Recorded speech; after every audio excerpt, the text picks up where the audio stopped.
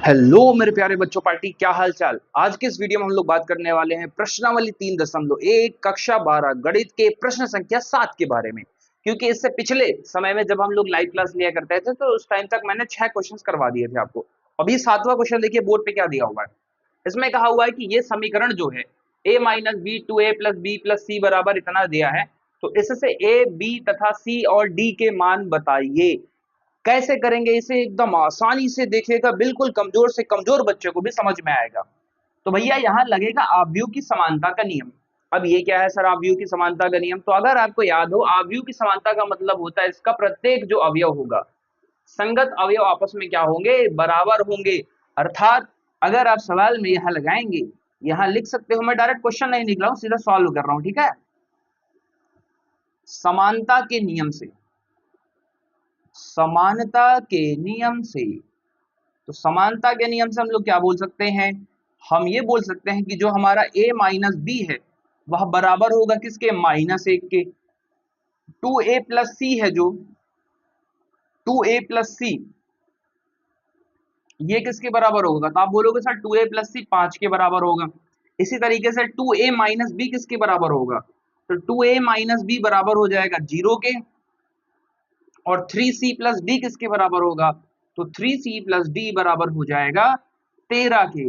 और इन समीकरणों की सहायता से हम लोग हल करेंगे सवाल को। तो चलिए स्टार्ट करते हैं। देखो, यहां से a का मान अगर निकाला जाए तो क्या आ जाएगा बेटा, ये माइनस बी इधर जाएगा तो प्लस का बी हो जाएगा, और माइनस में कितना दिया है अपने पास, 1 दिया है, ये आ जाएगा। अब यहां से जरा देखो, यहां से अगर मैं 2a निकालना चाहूं तो ये कितना आ जाएगा, 2a का मान b आ जाएगा, या मैं b का मान निकाल लूं। देखना जरा, इसको उधर लेके जाएंगे तो कुल मिलाकर के b का जो मान निकल करके आएगा वो कितना निकल करके आएगा, 2a निकल करके आएगा, ठीक है। अब ये जो b का मान 2a आया हुआ है, यहाँ पे आप उठा के रख दो। ये एक काम कर लो, इन सभी को अलग अलग इक्वेशन मान लो। इसको इक्वेशन 1 मान लेना है, इसको इक्वेशन 2 मान लेना है ना, इस तरीके से आप इक्वेशन मान लेना। इक्वेशन नंबर 3 मान लेना आप, इसको इक्वेशन नंबर क्या मान लीजिएगा, 4 मान लीजिएगा, ठीक है। तो हमने थर्ड वाले से देखिए b का मान निकाल लिया 2a। अब ये उठा करके में रख दो, तो आप लिखोगे समीकरण, समीकरण एक में कहां से मान रख रहे हैं, 3 से, 3 से मान रखने पर देखिए क्या होता है। तो a, तो a ही रहेगा। b, b की जगह पे कितना लिखोगे, 2a, बराबर में कितना आ जाएगा, माइनस का 1। अब a में से 2a घटाओगे, माइनस का a बराबर में माइनस का 1, माइनस माइनस खत्म होकर के a बराबर कितना आ गया, 1 आ गया। क्लियर है? अगर a का मान 1 आ गया है तो यहाँ से b का मान निकाल सकते हैं क्या हम लोग? बिल्कुल निकाल सकते हो। आप बोलोगे सर b का मान आ जाएगा 2 गुणे 1 बराबर में 2 आ जाएगा सर। अच्छा, अगर a और b पता चल गया है तो क्या c निकल जाएगा क्या? बिल्कुल निकल जाएगा। a का मान रख करके यहाँ देखो, 2 गुणे 1 प्लस c बराबर 5, तो c का मान कितना आ जाएगा, 2 एकम 2, पलट दो उधर ले जा करके, तो c बराबर आ जाएगा 3। और इसी तरीके से अगर आप यहाँ c पर मान रख देंगे, c का मान हमने 3 लाया है और d बराबर कितना आया हुआ है, 13, तो 3 तिया 9 प्लस d बराबर में 13, और d का बराबर कितना आ जाएगा, 13 में से 9 घटाएंगे तो हम कितना पा जाएंगे, 4 पा जाएंगे। और इस तरीके से ये प्रश्न हमारा हल हो जाएगा। इसका स्क्रीनशॉट लो, फिर हम लोग अगले क्वेश्चन को करवाते हैं। तो देखो भैया, ये जो प्रश्न संख्या 8 है हमारे सामने, इसमें क्या दिया हुआ, कितनी प्यारी बात बोली है। इसमें बोला कि एक अवयव है जिसमें कुछ अवयव हैं। कितने अवयव हैं? तो यम इंटू यन कोटि का एक वर्ग अवयव है। यह कब हो पाएगा? तो हम जानते हैं, अगर वर्ग अवयव है तो वर्ग अवयव की खासियत ये होती है कि उसमें पंक्ति और स्तंभों की संख्या क्या होती है, बराबर। तो पहला वाला पंक्ति को दिखाता है, दूसरा वाला स्तंभ को दिखाता है। अर्थात यम मतलब पंक्ति, यन मतलब स्तंभ। तो ये दोनों आपस में बराबर होने चाहिए, तभी ये होगा एक वर्ग अवयव। तो कौन सा ऑप्शन इसमें मैच कर रहा है? ऑप्शन सी मैच कर रहा है, ठीक है। इसका स्क्रीनशॉट लीजिए, फिर आते हैं हम लोग प्रश्न संख्या अगले पर। अब देखो बेटा, इस क्वेश्चन के अंदर क्या बोला हुआ है। इस क्वेश्चन में हमसे ये बोला हुआ है कि x तथा y के किन मानों के लिए अवयव के निम्नलिखित युग्म बराबर है। तो ये अपने को कुछ कुछ दिया हुआ है। इसमें अवयव तो मैंने लिखा ही नहीं है, एक बार को मैं फटाक से अवयव लिख लेता हूँ, फिर उसके बाद आगे बढ़ते हैं ना। तो अवयव अपने समक्ष दिया हुआ है, तो ये क्वेश्चन अपने पास दे रखा है, ठीक है। इस क्वेश्चन में बोला है कि किन युग्मों के लिए ये दोनों आपस में बराबर है। बराबरी चेक करने का मतलब क्या है, सबसे पहले आप समानता का नियम लगा दो जो हम जानते हैं, है ना। समानता का नियम बोल सकते हो या समानता की परिभाषा से आप लिख सकते हो। समानता की परिभाषा से हम क्या बोल सकते हैं भाई, हम ये बोल सकते हैं कि जो 3x + 7 है ना वो किसके बराबर है, 0 के। Equation number 1।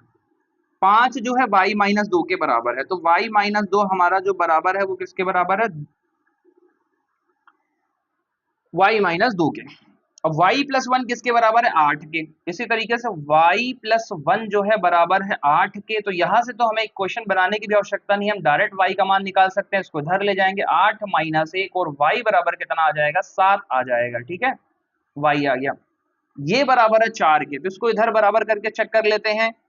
2 माइनस का 3x बराबर आ जाएगा कितने के, 4 के। तो चेक कर लो, ये 2 है और इधर लाओगे तो माइनस का 4 हो जाएगा, ये उधर जाएगा माइनस का 3x आ जाएगा। 2 में से 4 घटाओगे माइनस का 2 पाओगे और माइनस से माइनस निपटा दोगे, इसको इधर लाओगे 2/3 हो जाएगा, यानी x का मान 2/3 आएगा इस वाले इक्वेशन को हल करने से। ठीक है, और इस इक्वेशन को हल करके देखें जरा, इक्वेशन नंबर 1 से समीकरण 1 को, समीकरण 1 को जरा हम हल करके देखें तो समीकरण 1 क्या है, 3x + 7 बराबर 0 है और x बराबर कितना आ जाएगा बेटा, ये उधर जाएगा माइनस का 7 हो जाएगा और ये गुणा में है तो कहाँ चला जाएगा, बटे में।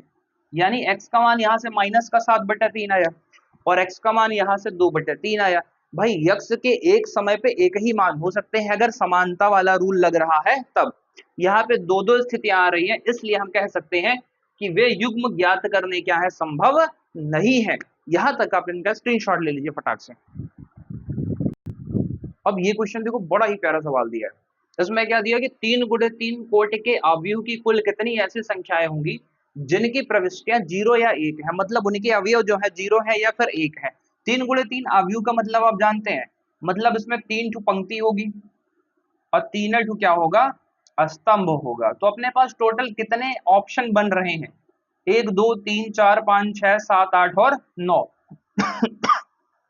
9 जगह अपने पास है और इनमें भरने का जो ऑप्शन है अपने पास, हम 0 रख सकते हैं या तो 1 रख सकते हैं।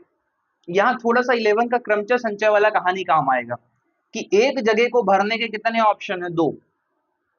इसको भी भरने के कितने ऑप्शन है, 2। इसको भी भरने के कितने ऑप्शन है, 2। मतलब या तो 0 रखोगे या तो 1 रखोगे, या तो 0 या तो 1, ऐसे ऐसे ऐसे ऐसे करते करते आप हर एक जगह को भरने के कितने ऑप्शन है, अपने पास 2 ऑप्शन है। यानी इनकी जो कुल प्रविष्टियां होंगी, कुल संख्या जो निकल करके आएगी वो क्या निकल करके आएगी, हमारे भाई सभी ध्यान से देखिएगा, कुल जो संख्या निकल करके आएगी वो 2 की पावर 9 निकल करके आएगी, क्योंकि 2 ऑप्शन हर जगह के लिए है और कुल कितने मतलब टोटल कितने अवयव होने चाहिए, 9। तो 2 की घात 9 का मतलब होता है 512, यानी यही है उत्तर हमारा। और इस वीडियो में इस प्रश्नावली को हम लोगों ने खत्म कर दिया। जल्द ही आपको इसी चैनल पर प्रश्नावली 3.2 का 1 शॉर्ट वीडियो मिलेगा पूरा, जिसमें हम लोग कंप्लीट डिटेल प्रश्नावली को सॉल्व करेंगे एक सिंगल वीडियो के अंदर। उसके लिए क्या करना है, चैनल को लाइक करना है, सब्सक्राइब करना है, शेयर करना है अपने साथ के क्लास 12 के बच्चों के साथ, और अपनी पढ़ाई को अच्छे से स्थिरता, मजबूती, एकाग्रता के साथ जारी रखना है। तो चलिए मिलते हैं नेक्स्ट वीडियो में, तब तक के लिए जय हिंद, वंदे मातरम।